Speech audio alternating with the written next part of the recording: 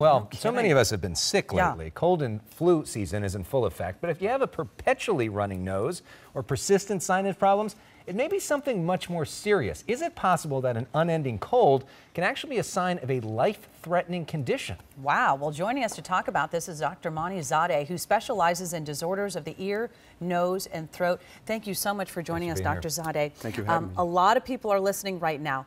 When should you be concerned about persistent sinus problems? So sinus problems usually tend to get better by themselves, but if a sinus infection or a cold doesn't resolve after about 7 to 10 days, or if it fails to improve in that period of time, that's when you should seek medical attention. And that's when you'd be going to a doctor, and one of the things you'd be looking for is sinusitis. What is sinusitis? That's a great question. So sinuses are basically hollow air-filled cavities inside our skull.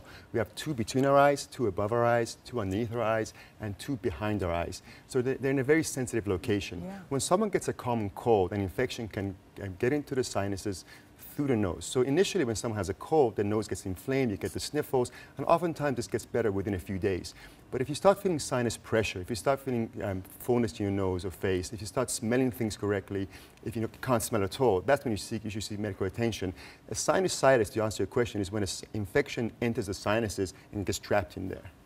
Oh, so, and some people have, I mean, it's chronic sinus issues. Yes. It seems like they have a sinus infection, and sometimes they might blame their allergies on it. Are allergies sometimes connected to the sinus infections? Good question. So basically, the sinus is emptied into the nose with a very small cavity or very small tunnel called the ostia. When someone has allergies, the sinus and the nose tissues swell up. And when they swell up, this little hole that connects the sinus into the nose, and it's the only ventilation system for a nose, the sinus can get blocked. When this gets blocked, then the sinus basically becomes an area that's trapped. As a result, you get inflammation in there, you get more swelling, more infections too. So an allergy can potentially lead to a sinus infection if it's not treated correctly. So if that happens to you, what do you do? How do you fix sinusitis? How do you find chronic sinusitis? That's a good question. The key is to find the right diagnosis. What I mean by that is that a stuffy nose or a congested nose can be allergies, it can be sinusitis, it could be a common cold. So the key is to figure out which it is. If it's allergies, then you treat it with allergy medications. If it's a common cold, usually wait 7 to 10 days and try some supportive medications over the counter, and then it gets better.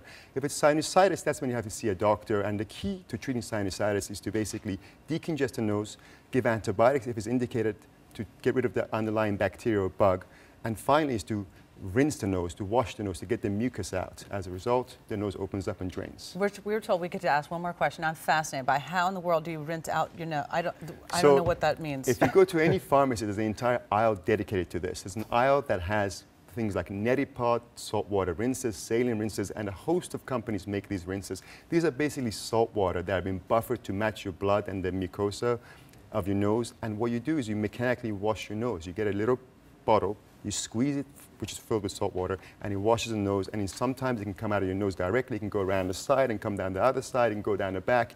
And do people throw up when they do this? I feel like I'm just fascinated by this. I want to do this, but I feel like I'm going to... The first time you do it, it actually feels odd.